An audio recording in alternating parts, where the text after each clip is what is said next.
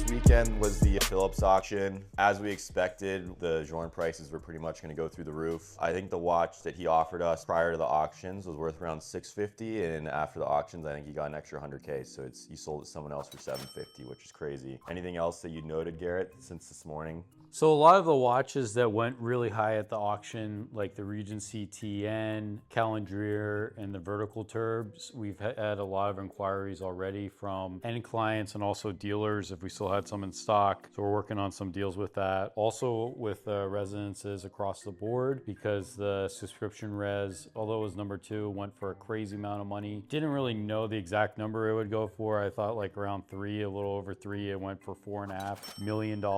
Insane. There's a lot of stuff that like went high, 30% higher than the market, and was looking at some of the people that won them. So definitely some pretty high rollers that bought these watches at the Phillips auction. Phillips auctions do really, really well, especially this one, the Decade 1 in Geneva. There's also the one next month in New York, and then at the end of the month in Hong Kong. Assume that the numbers will still go really strong at those. But yeah, it's a really excited time of the year. There's also like a lot of basic stuff from like Rolex and Patek that like went under market. But as far as Journe, you know, some of the other independents like Cartier, also like the Simon Bretts, which are really going up. All of those did really well at auction. And I think with those, there's just so rare that I think that, you know, they're always going to do pretty well because they're becoming more and more mainstream, and I think there's a reason for it. The watches are absolutely beautiful. Like the Simon Bretts, the dials are absolutely insane. I really like them personally. I do think that they'll carry. There's a lot of other independents that make a lot more watches that I think are like so-so, and those are the ones that are kind of struggling, that were auctioned really nice. And I think this Decade 1 was probably one of the best lineups. Had a crazy variety, I think around 200 watches that were sold Saturday and Sunday out by the pool in the nice Miami weather with my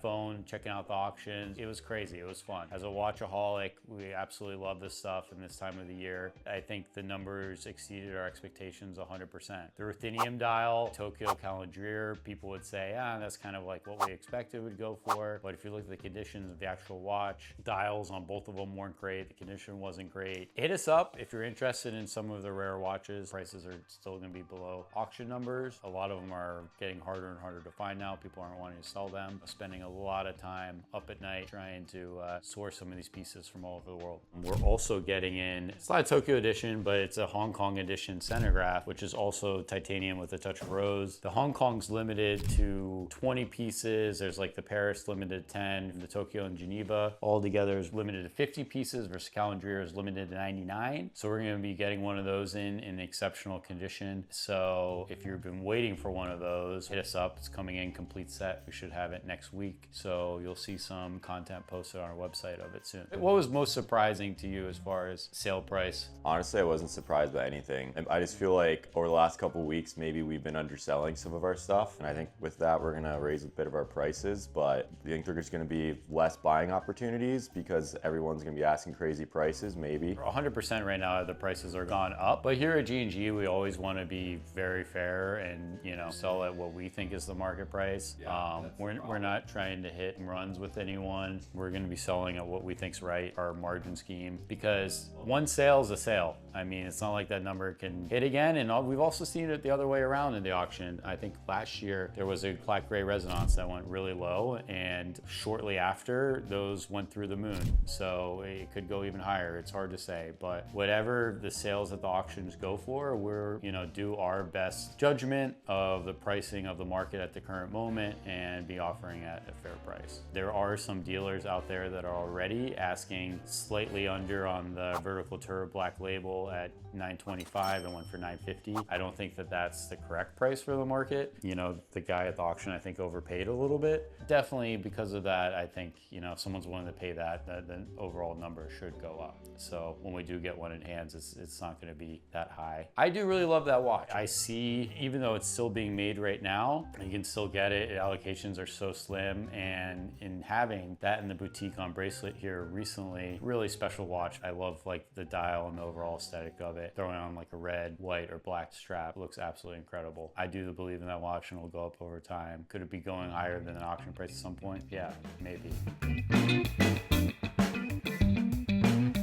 A lot of very happy clients. Obviously, pieces went for pretty astronomical numbers. There were definitely some that surprised me, some that I expected. One outlier, just to kind of like put this out there, and I heard this from a client, like the one piece that I think that went a lot lower than I had expected it to was actually the ruthenium tourbillon. But one thing you have to know, when you're bidding in these auctions, condition is everything. You need to request extra photos, and I had clients that requested extra photos of the ruthenium turb. Ruthenium, and a lot of Journe dials in general, they actually pick up a lot of oxidation, and the dials get completely ruined. So dial quality is probably the most important thing when it comes to condition on these old vintage watches, and that dial was really bad. Besides that watch, I think the performance was great. There were a couple watches that I definitely think went much higher than I thought. There was a Lion Sport split second with bumpers, and that went from almost $280,000 close to $300,000. Yeah, it was like $310,000. Yeah.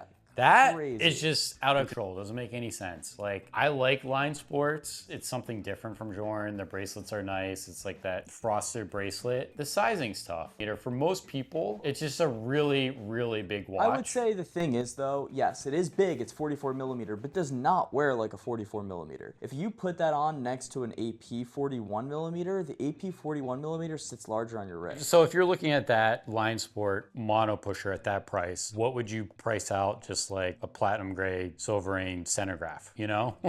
Like it has to be significantly more. It has Exactly. to be That's the part. more. Yeah, exactly. That's the thing that is kind of surprising. But the thing is I do think Chronographs in general could be a $500,000 watch one day. I think we were definitely expecting these auction results to do very well and really help out Journe pricing and help solidify the price increase that we've been honestly selling at to a certain degree. I mean, Garrett, besides Journe, what do you think was the most surprising auction result for you that you saw? There were like a lot of vintage late 80s, early 2000 Pateks that went for a lot of money. Kari Voutilainen's went for a lot of money. The Simon Brett as well, which I think both those brands are really up and coming. If you have any of those pieces, reach out. But there's definitely a lot of really, really talented watchmakers out there making really, really nice products. And I believe in the brand because not only are the products super rare, the dials are beautiful, like the Voutilainen's, the Bretts I've seen continually go up. It was the best selection. They had roughly 200 watches that I think they've ever had. The lineup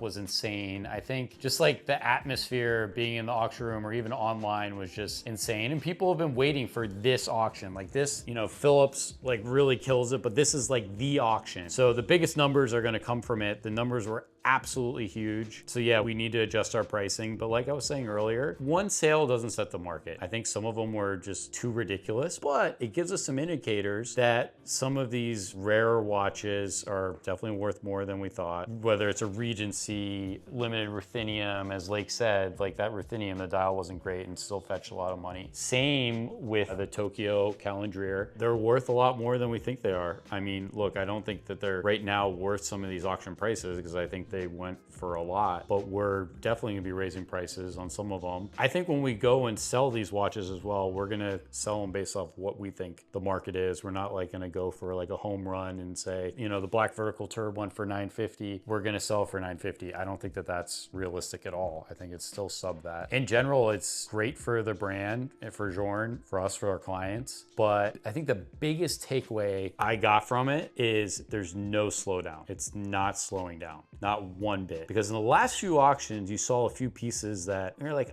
we would have bought it at that price. Yeah, the Monaco auction. Yeah, well, there's that. And then like even last year, there were some elegants. I think we talked about a while ago, a black elegant, like we would have bought it at the time. But now there is zero slowdown. Hey guys, Lake with G&G, and I want to show you two Pateks that I honestly love and are very undervalued. One of the Pateks that really has caught my eye and grown on me over the past, let's say, year and a half, is this 5330G. I love the denim collection that they came out with. This watch wears incredibly well. The size is awesome. Honestly, you can really appreciate the denim kind of look with this watch. I also think that design honestly works with this watch. Big fan of this watch. I think it's incredibly stylish. Having a more dressy watch with the denim, I think just matches the vibe really well, and it's a piece that trades far under retail, around $30,000 under retail. So for this new collection, a piece that is also not that easy to get, and a complication that's pretty usable and functional for a lot of people that do travel, this World Time is a Patek that I think is undervalued and a great buy. Another watch that I have always loved. Green is honestly one of my favorite colors. I'll unwrap this because it's in brand new condition. This is the 5270P green. Prior they had the salmon dial, now they have the green dial. This watch is one of my favorites. I mean, retail now in this piece before tax is almost $245,000. So it's trading about $100,000 under retail for this incredible like chronograph perpetual calendar. This piece is awesome. I love this watch. This actually fits a little bit better on your wrist in terms of how flat it lies, and I do prefer it on strap over bracelet. The 5204 we had was on bracelet, but this green dial pops. I think it's beautiful. It works really well with the complication, the dial layout. It's definitely one of my favorite pieces.